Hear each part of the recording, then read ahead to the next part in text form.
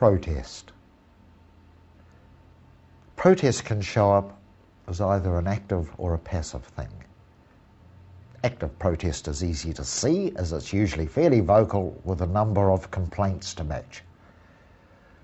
Passive protest is a little more hidden, being resentments kept quietly to ourselves without display when things aren't going the way we want.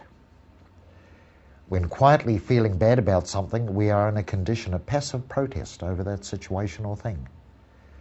This lands us in some discomforting emotions, where if we can sideline the emotion long enough to look, we find it is only a consequence of a passive, hidden protest about something or other. Hidden protests aren't necessarily obvious, nor what is being presented as an excuse for the feeling. Take the example of the girl whose boyfriend has just left her for another.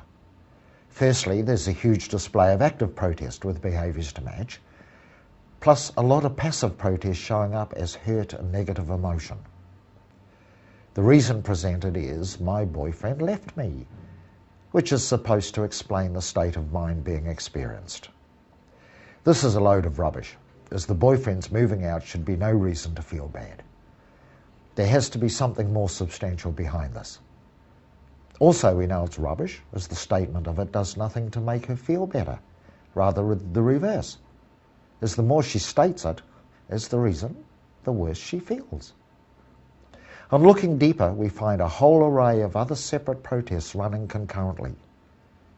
For instance, she may be protesting betrayal, missing out on sexual involvement, having admiration withdrawn and replaced on someone else, losing financial assistance, looking silly to her friends, losing control over someone she thought she had taped, feeling stupid she hadn't seen it coming, and so on and so on. As we discover each of these and its energy is duplicated and accepted or acknowledged, the charge drops away piece by piece until the area is once more clean and no longer a problem, assuming that no items of a different nature are active at the same time. The boyfriend's leaving was only a catalyst that brought or stimulated all the protests to the surface for experiencing. His action represented all these things in her mind, whilst his actual leaving was a matter of little more than passing interest. But with that load of protest attached, we have a major action on our hands, so intense that many suicides have resulted of just this scenario.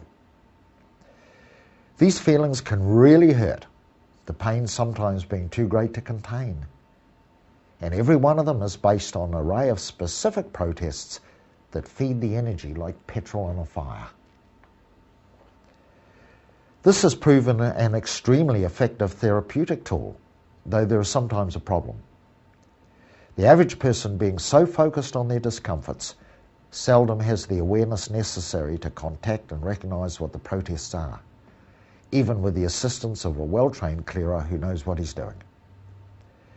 A person educated in the arts of self-inspection and in reasonable case shape has little trouble and can usually work his own way through with the training and tools, the methodology to do so.